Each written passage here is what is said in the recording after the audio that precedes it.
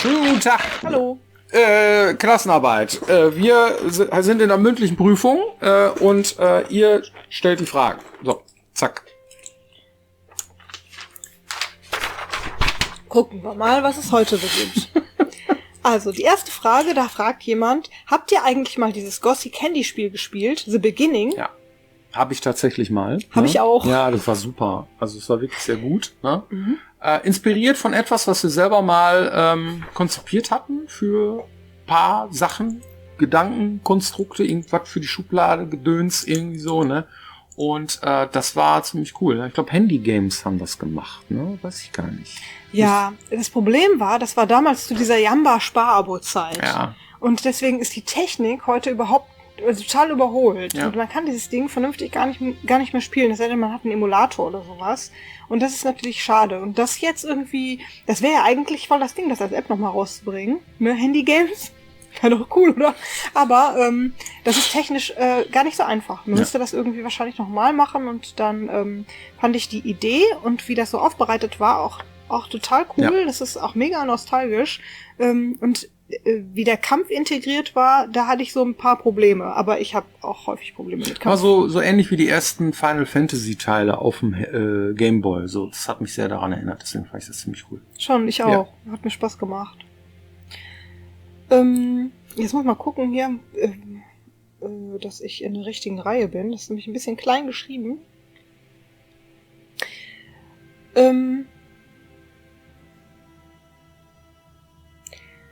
Da fragt jemand zur Risen-Umsetzung auf der Switch. Habt ihr mit diesem Port noch was am Hut oder läuft das unter THQ? Das läuft unter THQ, ganz eindeutig, ja.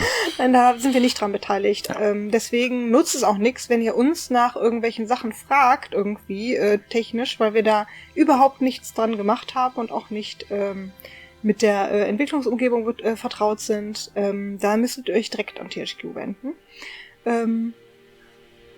Ja, wir haben quasi das Originalspiel damals gemacht und jemand anders hat es dann portiert. Boah, das weiß ich jetzt gar nicht. Also ich lese mal vor einfach. Ihr hattet irgendwann mal erzählt, dass es in eurem Team sehr unterschiedliche, teils eigensinnige Spielweisen gibt, Elex 2 zu spielen. Könnt ihr mehr darüber erzählen? Also Elex 2 ist so konzipiert, dass man tatsächlich das auf unterschiedliche Art und Weisen spielen kann. Einmal die Gildenwahl, ne? Das heißt also, dass du sagst, ich möchte gerne eher so der Fernkampf-Yogi sein, so futuristisch angehaucht, oder ich möchte mehr Magie, oder ich möchte gerne irgendwie sehr selbstzerstörerisch, das heißt meine Blutpunkte investieren, um weiterzukommen, um mir das Spiel sehr viel schwieriger zu machen, so, dann gehe ich zu den Morcons.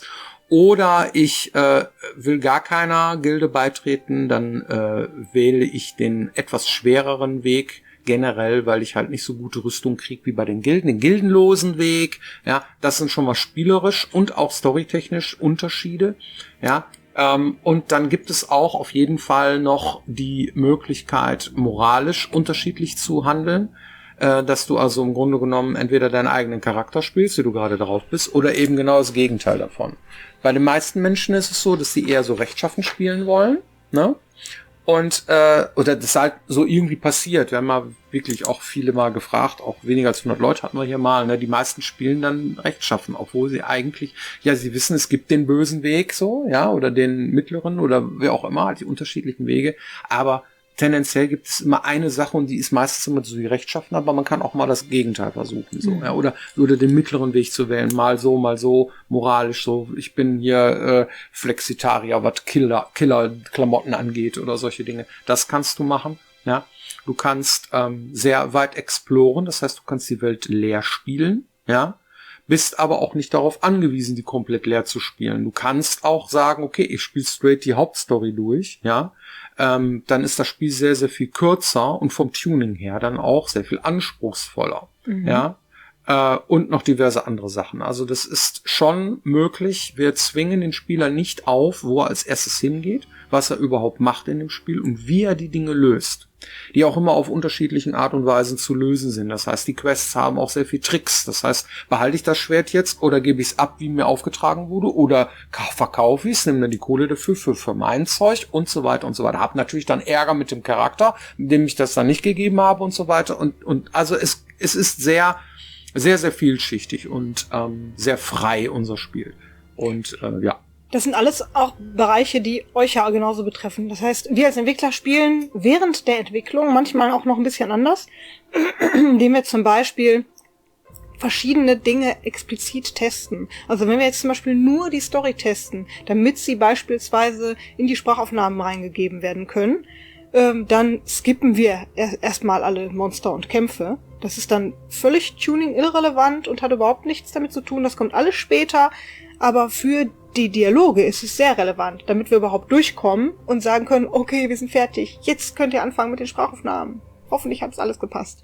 Zum Beispiel, ja. Und so kann man sich verschiedene Teilbereiche rauspicken. Wenn ich mir Tuning angucke, dann muss ich mir gesamtheitlich das Tuning angucken. Wenn ich mir den Kampf angucke, kann ich mir verschiedene, unterschiedlich starke Gegner zusammen und mir das angucken und so weiter. Das heißt, an den Stellen machen wir natürlich dann nochmal was anders. Und später, wenn das ganze Ding dann rund werden soll, dann guckt man sich das als ganzheitliches Ding an und spielt es am besten von vorne bis hinten durch.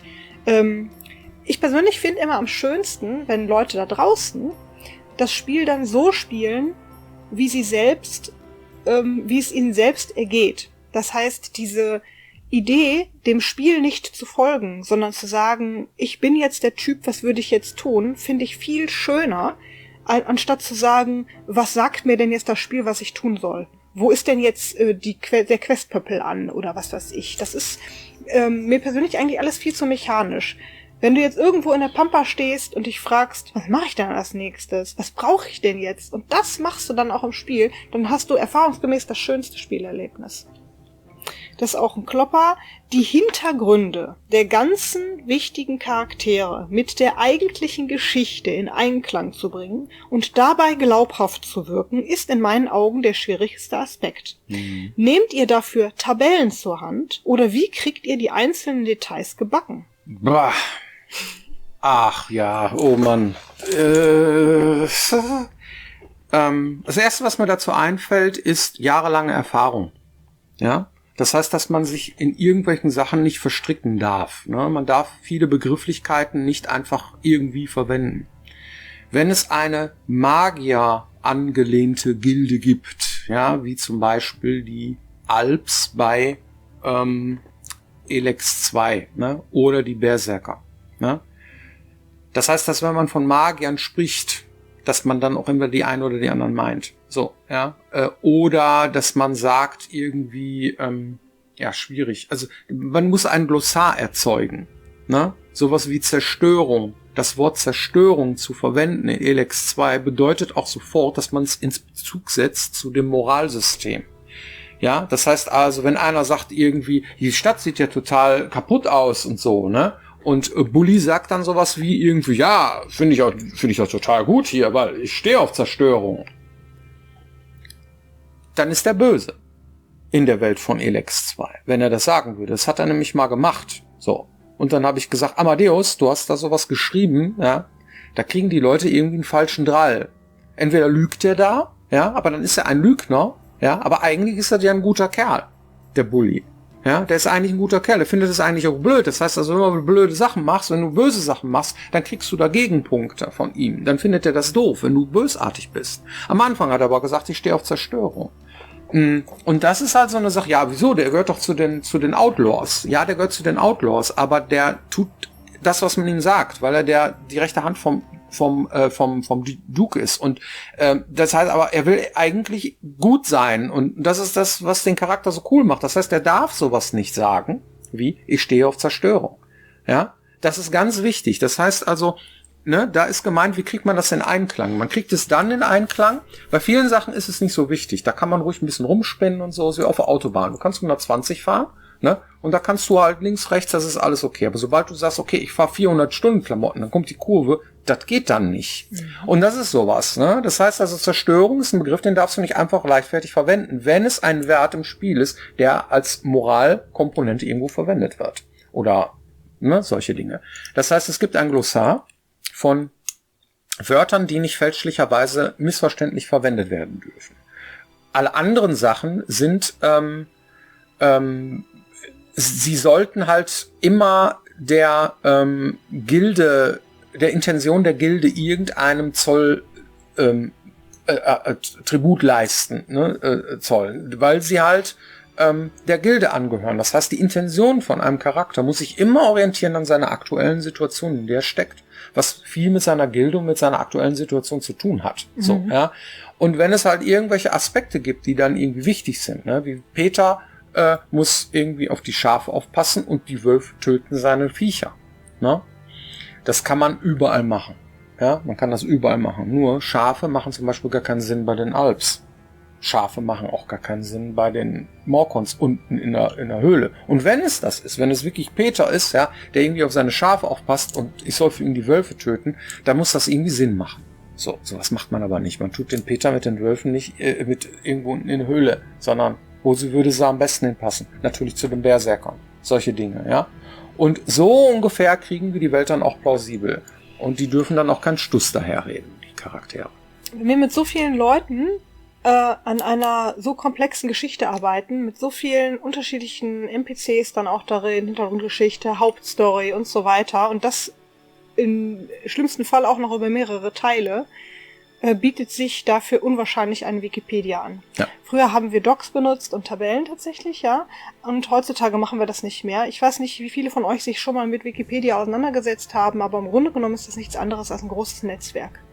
Und wenn du zum Beispiel in dieses Netzwerk reinschreibst, welche Quests gibt es, welche NPCs gibt es, welche Items gibt es, welche Monster gibt es, dann sind die ineinander vernetzt. Das heißt, ich kann in der Quest dann sehen, welcher NPC, der ist dann auch verlinkt, ja, welches Monster, welches Item und so weiter. Und dann kann ich mir durchlesen, was passiert, wann, wo. Und dann ich weiß, wer ist denn nochmal dieser Charakter? Dann klicke ich da drauf und dann bekomme ich sofort den Charakterbogen mit all seinen Hintergrundgeschichten, seiner Stimme, seinen Informationen, seinem Aussehen und allem, was diesen Charakter ausmacht, mit geliefert.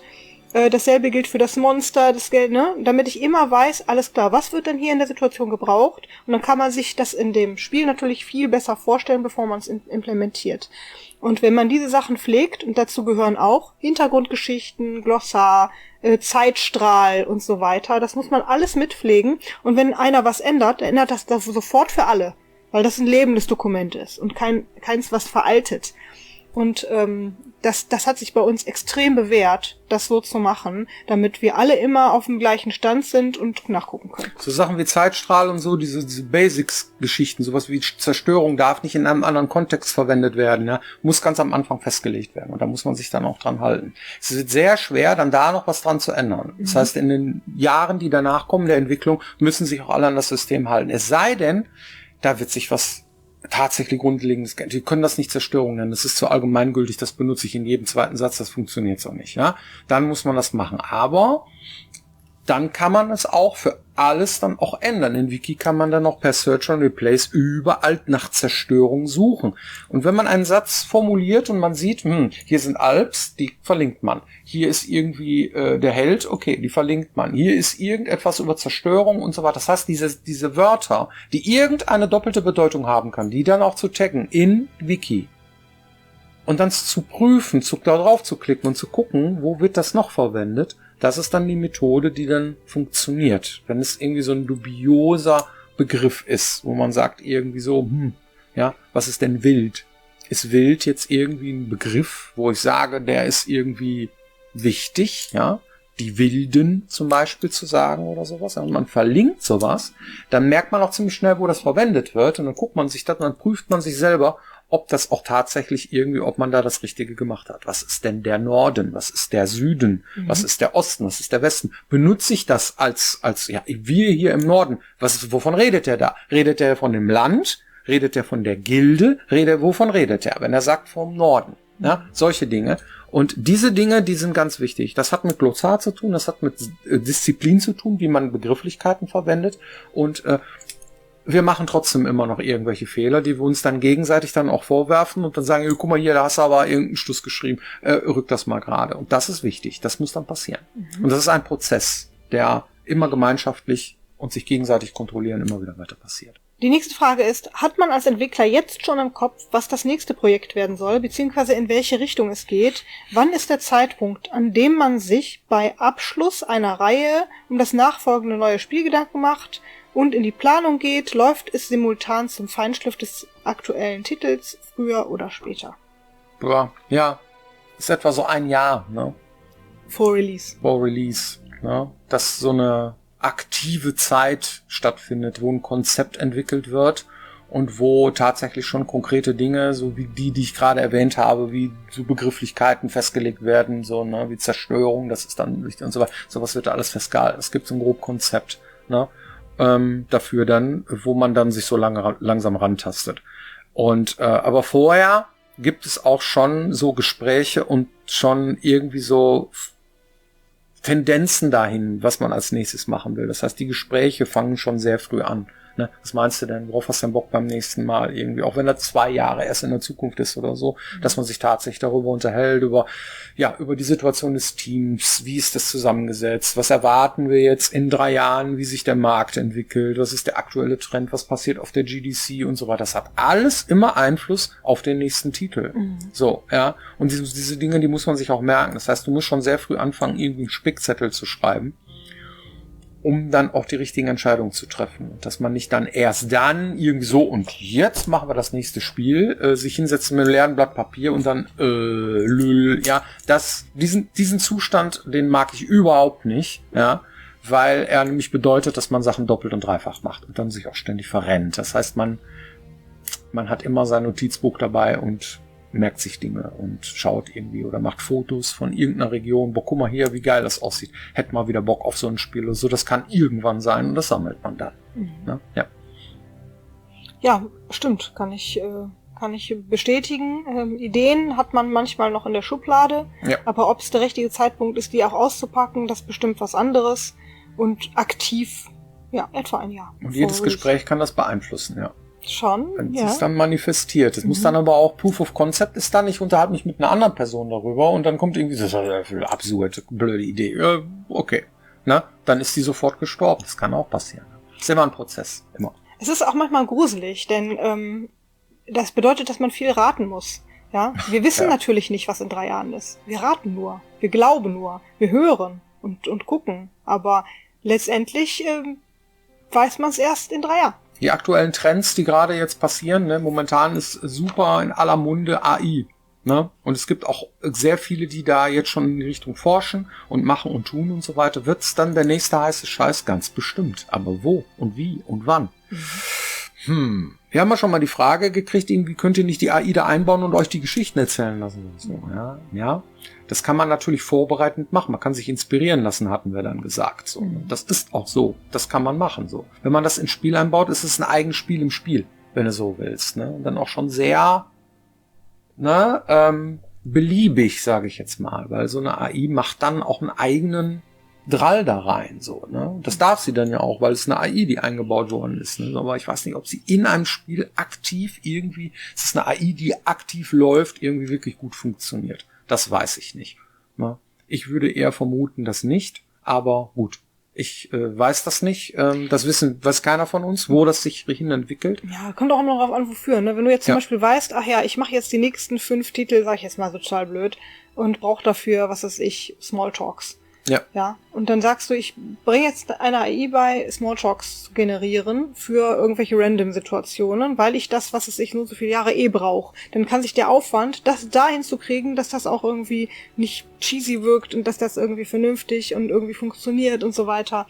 Das kann sich dann lohnen. Ja. Wenn du das jetzt irgendwie nur für einen Titel machst und du sowieso super schnell darin bist, mal eben ein paar Smalltalks dahin zu schreiben, lohnt sich der Aufwand an der Stelle vielleicht nicht. Da kannst du tatsächlich wieder eine Human Resource mal kurz irgendwie verwenden, um das selber zu machen.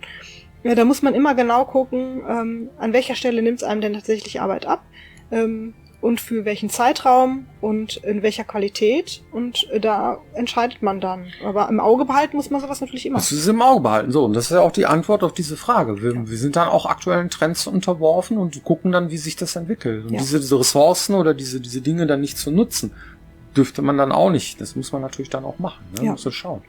Und ob das für uns überhaupt funktioniert. Weil im Endeffekt, wenn wir dann doch alles wieder aufräumen müssen nachher und dann doch wieder Handarbeit machen müssen, weil es dann nicht funktioniert hat, dann hat man sehr viel Arbeit in Research gesteckt. Das darf man auch, aber nur zu einem gewissen Prozentsatz. Und daraus, aus diesen Ressourcen und diesen Planungen und so, entsteht dann nachher ein Konzept. Korrekt. Cool. Ja, vielen Dank für eure Aufmerksamkeit und wir sehen uns hoffentlich nächste Woche wieder hier, wenn es heißt Piranha-Byten TV. Bis dann. Mach's gut.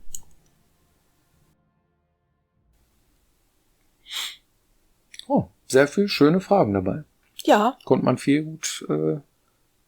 Ja, also momentan sind die Leute auch unwahrscheinlich fleißig. Super. Ja, vielen Dank.